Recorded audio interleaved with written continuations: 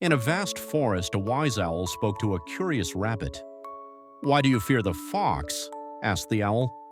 "Because it hunts me," replied the rabbit. "But without the fox, the forest would overflow with rabbits and the grass would vanish," the owl explained.